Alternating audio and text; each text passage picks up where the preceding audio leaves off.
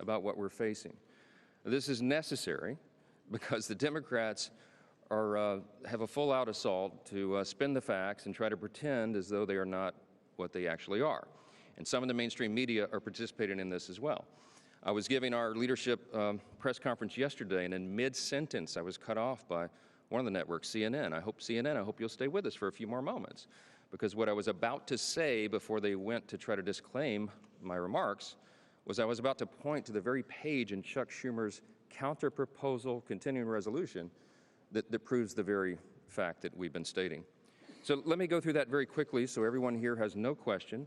And I want Chuck Schumer and Elizabeth Warren and AOC and everybody else who's been trying to spin this truth to watch and try to refute what I'm about to show you. Now here's a visual aid, okay? This is the bill. This is the counter-proposal continuing resolution that Chuck Schumer and the Senate Democrats filed. 2 weeks ago, mid-September, the House passed a clean, simple continuing resolution. It merely continues the Biden-era policies and spending that we're enduring right now for 7 more weeks to allow the appropriations process to continue. That's Republicans and Democrats in both chambers working together to get the government funded. We ran out of time because the end of the fiscal year is September 30th. We needed a few more weeks, so we sent it over. Ours is 24 pages in length. It says let's just keep the status quo so this process, this procedure, this regular order can be done. Chuck Schumer rejected that. Senate Democrats rejected that. Now 3 times they voted against that measure, and this is what they propose in advance, in exchange for that. So instead, the counterproposal, this is page 57. This is on our website. Go to speaker.gov. You can get all these visual aids for yourself, all right? Page 57, section 2141. You see the highlighted language. There's a lot of legalese in this legislation, in these bills, but it says that they want to repeal the health subtitle changes. What does that refer to? You read down here, Public Law 119-21. That's the one big beautiful bill. That's the American Families Tax Cut. What they want to do is repeal the very important and necessary changes that Republicans voted to put into law. President Trump signed that into law on July 4th, triumphantly on Independence Day. It was a great marquee achievement for lots of reasons. Some of the most important provisions in that law was that it eliminated fraud and abuse of our health system. Medicaid has been rife with fraud and abuse, and so we reformed it. Why? To help provide more and better health services for the American people. Because the problem with Medicaid is it's been abused. We had so many people on Medicaid that never were intended to be there. Medicaid was written for the people who need it most, the elderly, the disabled, sometimes young pregnant women who are in difficult situations. But the resources are being drained. You know why? Because there was 2 primary categories of people that should never have been there in the first place. One was able-bodied young men who are riding the wagon who should be working. We got them back to work.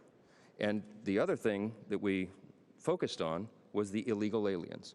By the CBO's estimate, about 1.4 million illegal aliens were receiving Medicaid benefits that were intended only for U.S. citizens that met the categories I just described. They were gaming the system. They were cheating the system. And what that means is that less resources were available for the people, the Americans who actually needed it most. So we did the common sense thing, the right thing, the just thing, and we put it in the law, and the president signed that, gladly signed it into law. They want to repeal it. They want to give those resources back to illegal aliens. That's exactly what that highlighted language means. On this exhibit number 2 over here, I feel like I'm back in court. Exhibit number 2, okay?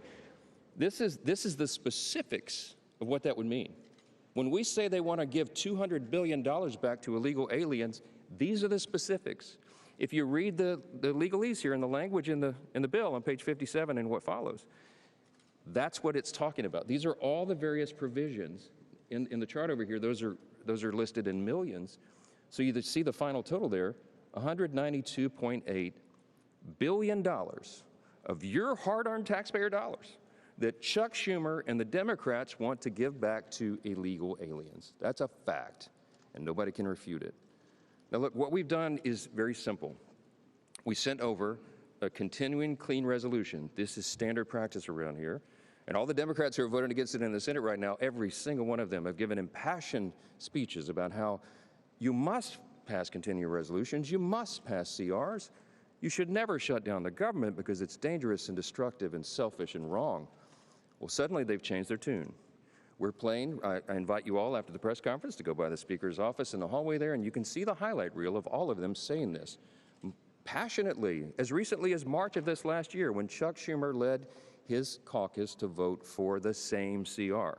They did it 13 times during the Biden administration in the previous 4 years, but suddenly they won't do it. So everybody has to ask themselves why. It has nothing to do with health care. The subsidies that they're saying is the issue is not the issue. That is an issue for the end of the year. December 31 is when that expires. So Congress has 3 months to negotiate that. Certainly we could work on it in the month of October to find some consensus and figure that out, what reforms there may be necessary to make all that happen. Republicans are committed to the health care of Americans. We have already proven that we are making health care more efficient and effective and more available so that we can bring down cost and premiums and improve quality of care. We put the goods on paper. We're doing that. And the CBO analysis that came out August 25th said that these changes that we put in our bill are doing exactly that. The Congressional Budget Office is not a Republican shop, as you all know. They typically go against what I'm doing, okay, but they had to admit that this is going to make 2.3 ineligible recipients no longer on the Medicaid rolls. It's going to save $185 billion for taxpayers. That's exactly what we promised, and that's what's going to be achieved. But we have more reforms coming to try to fix Obamacare, which is not working for the people. But you need common sense, responsible Republicans who are serious about policy to fix that for the people, and that's what we're working to do. The Democrats are stalling that because they need a political talking point. And why? Because Chuck Schumer, who leads the Democrats, is terrified that he's not going to win back his Senate seat. He's afraid that the Marxist far-left corner of his base is going to challenge him in New York. Maybe many of you have noticed New York is probably going to elect a Marxist for mayor. He's terrified by that development. Chuck Schumer is a far-left progressive politician, but he's not far enough left for this base. And so he's got to show a fight against the president. He's got to show that he's fighting Republicans. And because they're playing political games, and they're not doing what he himself said passionately as recently as 6 months ago, that must be done, that you passed a standard bipartisan CR. Because he needs political cover, he is dragging the American people through this. And who's getting hurt? Women, infants, and children, nutrition programs that are now stalled, veterans' health services that will not be provided, people who are low-income Medicare recipients who receive telehealth and health treatment at home. Many of those programs are not being funded. We have troops and TSA agents and Border Patrol agents who are working without pay, protecting the country. And you have FEMA services, health insurance policies, for example, that are being stalled in the middle of a hurricane season because the Democrats want to play political games and try to obscure the real facts at issue. We challenge them. We challenge them to tell us why they're not trying to give illegal aliens health care again when they put it in their own bill.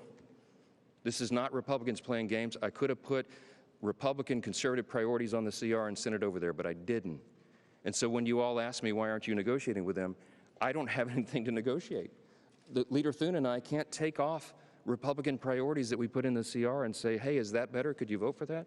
Because we didn't put them on there in the first place. Why? Because Republicans are being responsible. We're operating in good faith, and we're trying to get the Democrats to do their job, and they won't. Those are the simple facts, and they cannot be obscured. I'm so grateful for the strong leadership of my colleague and partner over in the Senate, and I'd love Leader Thune to give you a little update here. Well, thank you, Mr. Speaker. The Speaker is right. We have an opportunity to pick up a House-passed bill that, if it passes the Senate, will be sent to the White House, the President will sign it, and the government will reopen. It's that simple and that straightforward, and that's all we're talking about here. All we need is a handful more Democrats. We have a majority of senators, 55 senators, have already voted for this clean, short-term, nonpartisan CR. As the Speaker said, no policy riders, no gimmicks, nothing in here that benefits Republicans. This is a straight-up 7-week funding resolution, and we need it to keep the government open. And if we don't keep the government open, you'll have all the things that the Speaker just alluded to, all the Americans who are adversely impacted by this government shutdown. Now, this is something, as you all know, as recently as the last administration, during the Biden administration, when the Democrats have the majority here in the United States Senate, the Democrats on 13 different occasions voted for this, a short-term continuing resolution. Now, I have to ask, what's changed? What's different about this? What's different is who's in the White House. That's what it's about. It's all about President Trump and the Democrats needing to pick a fight to satisfy their far-left political base, far-left activist organizations who are the tail wagging the dog right now. That's all this is about. And you have a Democrat leader from New York in the Senate, a Democrat leader in the House from New York, and you have a mayoral race in New York, you've got AOC, you've got all these people that are bringing pressure to bear on what should be a routine, simple, straightforward proposition, and that is a short-term continuing resolution to keep the government funded, which is sitting right now. This is sitting at the Senate desk. We will have a vote another hour or two, and it'll be the fourth time that Democrats will have an opportunity to vote to keep the government open. Now, at some point, reason, good sense, common sense has to take effect here, because that's really what this is. They brought to us, and the Speaker alluded to all the impacts on illegals and free health care programs in this country, a bill loaded with $1.5 trillion in new spending, which includes all these provisions. And they want to load that onto a 7-week continuing resolution to fund the government. Now, what's happening right now when the government is shut down, all the things that we could be doing, the defense authorization bill, which benefits every congressional district, every state across this country, is languishing right now because we are shut down. The other appropriations bills, we have people in the Senate, both Republicans and Democrats, and frankly, Democrats, I think, especially, because they haven't had a chance to be heard in the appropriations process for a really long time. Because when Chuck Schumer ran the Senate, we didn't do appropriations bills. We didn't put them on the floor. They marked them up in committee, and then they died. And then he wrote it behind closed doors in his office. That's the difference. We are opening this process up, and one of the things that's not getting done while the government is shut down is an appropriations process that allows us to fund the government the old-fashioned way in the light of day. We aren't working on permitting reform, which should be a bipartisan priority. We aren't working on a farm bill. We got a lot of farm policy this summer in the Working Families Tax Cuts bill, but there's more to do there. Those should be bipartisan things that we could be working together on, along with appropriations. All those things aren't getting done right now because the Senate Democrats have chosen to shut the government down. They have an opportunity, a fourth opportunity, fourth time today, fourth time to vote to open up the government and to allow us to do the rest of the work that the American people expects us to do. They have taken hostage the federal government and, by extension, the American people, who are the only losers in this. Everybody's talking about who wins and who loses and who gets the blame. That's not what this is about. This is about what's doing in the best interest of the American people. And what's in the best interest of the American people is keeping the government open and operating so it can continue to work on their behalf. A few questions? Yeah, right. Are you at all concerned that this decision by the administration to block some of these infrastructure projects, to take some of these blue states and target them, that could backfire on the momentum you guys have to try and break the stalemate and open up the government? So the question is about the executive and the White House and what they're doing in this situation. Everybody needs to understand how this works. When Congress decides to turn off the lights, to shut the government down, it shifts the authority to the executive branch. That's how the process works. The person who has decided to put the White House in that situation is Chuck Schumer, who leads the Democrats, the 44 who keep voting to keep the government from opening up. They're voting to shut it down. So what happens in that situation? Whoever is the president, whoever is sitting in the White House, and their staffs at the Office of Management and Budget are given an unenviable task. It's a regretful situation. They have to then determine, since the spigots have been effectively turned off and there's no more money coming in, they have to then prioritize, triage effectively, federal spending. They have to look at all of that and say, you know, which things are deemed essential and which are non-essential, which priorities, policies, and personnel must be kept to keep the government operating, and which are less of a priority. So whomever is sitting in the White House gets to then apply their lenses of review. We happen to have a Republican, a conservative administration. We're very grateful for that. We're limited government conservatives. We think the government's too big. We think the federal government is too big. It does too many things, and it does almost nothing well. And so it serves the taxpayers to send less of their hard-earned money to Washington and keep more in their pockets. That's what we're advancing through the One Big Beautiful Bill. and all the legislative priorities that we achieve. But see, sometimes Democrats, not sometimes, all the time, Democrats don't agree with that because they love big government. I mean, listen to them. They want the government to control every aspect of your lives, and they need all of your hard-earned dollars to do that. In fact, they'd like to take them all. That's what the socialists are arguing for. That's what the Marxists believe. We believe the opposite. So here's this situation. Here's the president, the current occupant of the White House, that's been given this opportunity by Chuck Schumer. And he's a limited government conservative. He's looking at that and saying, gee, you know, this is inefficient, this is ineffective. And we'd never get Democrat votes to limit that because they never vote to limit government, ever. It's against their religion. But he has that opportunity now to say, this is a program that would serve the American people if it were not funded, because government would be more efficient and effective, and that serves everyone. So they're going to make those decisions. Now, are they taking great pleasure in that? No. Is he trolling the Democrats? Yes. I mean, yes, because that's what President Trump does, and people are having fun with this. But at the end of the day, the decisions are tough ones. And I've met with him. I talked yesterday at length with Russ Vought, who's the director of the Office of Management and Budget. Russ takes no pleasure in this.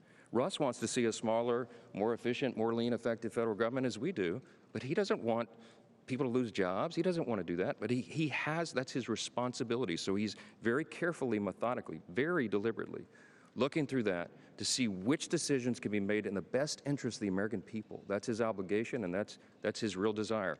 The president takes no pleasure in this, but if Chuck Schumer is going to give Donald Trump the opportunity to determine what the priorities are, he's going to exercise that opportunity, and that's where we are. Chad.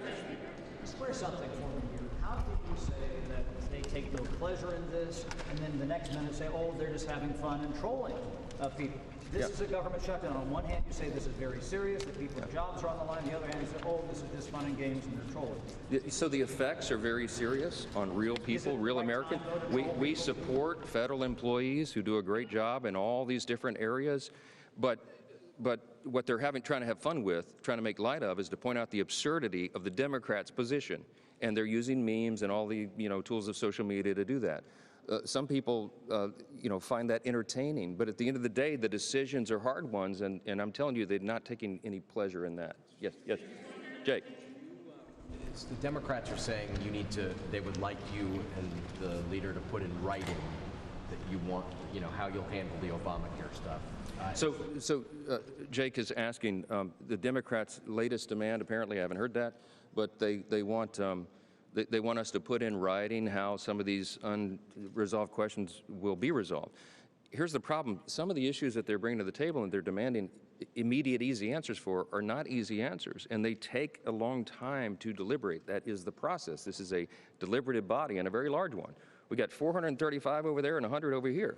We can't snap our fingers and he and I and two other leaders in a room go, oh, well, this is the resolution. That's not how it works. So what we're trying to do to buy the extra time to get to November 21st is to give both chambers and this whole body 7 more weeks to figure that out. So it's not an easy solution. They know that very well. They know it as well as we do, but they're using that as a red herring because they want to drag this along so they can get political points. Yes.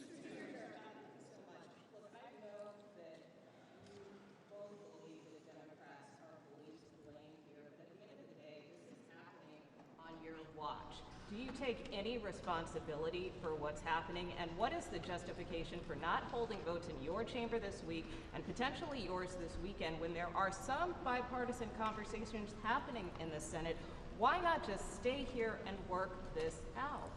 I'll give you my quick answer. I'll yield to the leader, but my quick answer is very simple. The House did its job. The House sent a bipartisan, very simple, very conventional, 24-page continuous resolution to keep the lights on.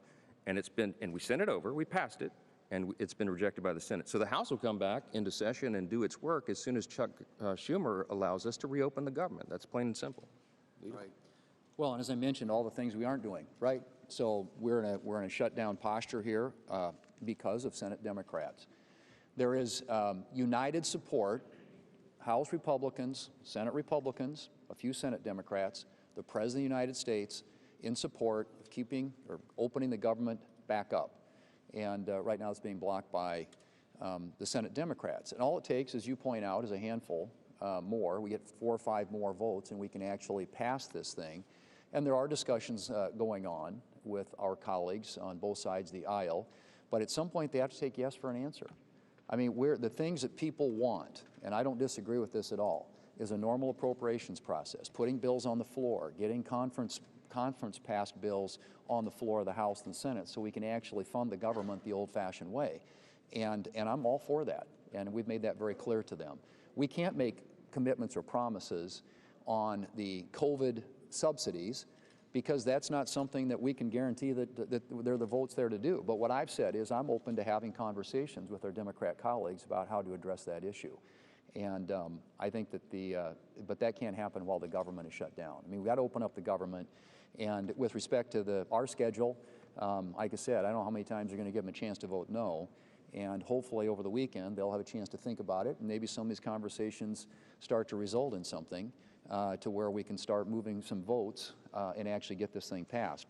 But there's nothing to be gained at this point by negotiating something that there's nothing to negotiate. I mean, I think that's essentially where we are. This is again, a straightforward, simple solution to keep the government open. And then all these other issues that we're talking about, we're happy to sit down and have conversations. The president said that this is an unprecedented opportunity to make cuts to programs. Do you see that as an unprecedented opportunity? And is that helpful toward these bipartisan negotiations? You mentioned you only need a handful more Democrats. Well, I mean, as the speaker pointed out, when you're in a shutdown situation, you have to manage the government. And any administration is going to make decisions based on their priorities. Figure out where to move money from here to here, this agency, this department, these employees. That's the situation the Democrats have put the administration in. Now, to your point, I mean, I think they're going to make decisions that are consistent with their priorities. And yes, they're going to have a different political view of the world than the Democrats might have, but that's what the Democrats have wrought by doing this. They are allowing the administration to do the very thing that back in March they said they didn't want to give them the authority to do, and that's to make decisions just like that. But that's what's going to happen. And again, why I'm at a loss to explain the strategy behind this, other than it generates contributions and activist energy support from the far left of the Democrat Party. If you're a Republican or a Democrat here in the Senate or in the House for that matter, who actually wants to get results and get things done, you're losing that opportunity by keeping the government shut down, and you're also handing the administration an opportunity to do things that probably in most cases you're not going to agree with. Last question. Speaker. Is out with a new poll that shows overwhelming support, including among Republicans, to extend the Obamacare subsidies. I know you both said you want to reform them, so do you commit to doing something to address those subsidies so that insurance premiums don't spike for Americans in Republicans commit to continue the work that we've already been doing and demonstrating to bring down costs and improve quality of care. We are committed to that, and we will do whatever is necessary to make it happen. This is one of many issues that have to be deliberated and discussed through our process. What we're asking the Democrats to do, I'll close as we began, please open the government so we can do that work, so that all the members of both chambers can be here to do the work, to legislate and to deliberate. They've stopped our ability to do that with these political antics, and we hope it ends. Thank you all for being here. People are furloughed.